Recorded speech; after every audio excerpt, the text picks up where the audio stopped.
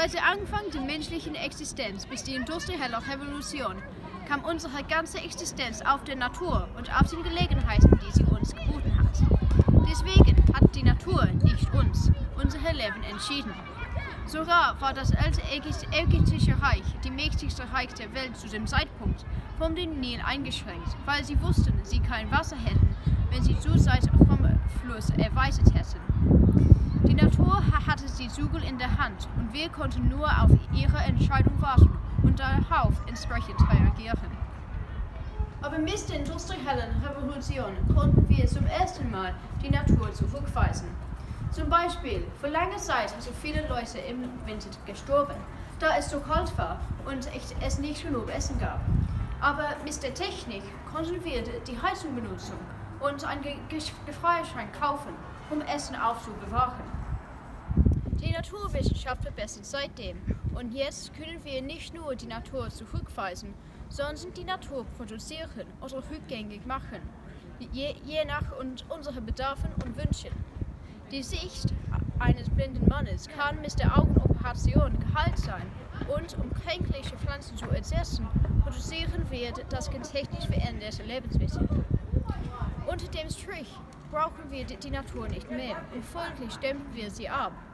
Und unglücklicherweise haben wir die Umwelt viel geschadet, weil es ökonomisch vorteilhafter ist, die Umwelt zu vernichten, um Platz für die Technik zu machen, als mit der Umwelt zu arbeiten, um sie zu bewahren. Sogar zeigt ein Treibhaus unsere Fähigkeit, die Natur zu schaffen. Hier schaffen wir die benötigten und natürlichen Bedingungen, um die Pflanzen anzubauen. Sind die Pflanzen natürlich oder künstlich?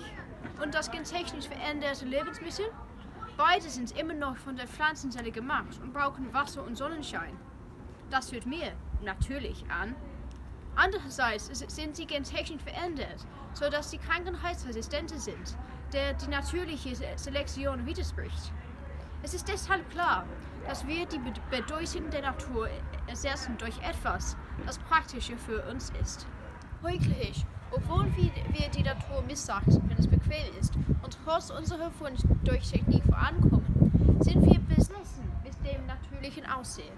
Wir haben gegen Bäume in den Straßen der großen Städte, um uns zu überzeugen, dass wir in einer natürlichen Welt wohnen, trotz der Autoabgase produziert von den Städten, die die Umwelt zerstört.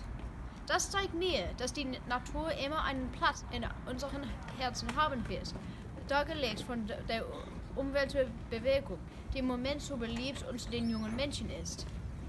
Des Weiteren haben 77 Länder schon die Klimaneutralität für 2015 zugesagt. Und das finde ich ein ermutigendes Anzeichen, weil die Regierungen die Macht haben, die Veränderung durchzusetzen. Abschließend denke ich, dass die Menschen den Vorsprung wollen und dafür kämpfen werden. Ohne Frage wird die Technik eine Schlüsselrolle daran spielen, aber die Jungen sind die Zukunft. Und solange die Umwelt ihnen wichtig ist, gibt es für die Zukunft Hoffnung.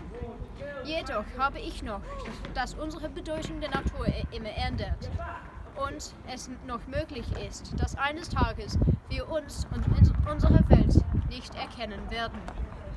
Aber Mr.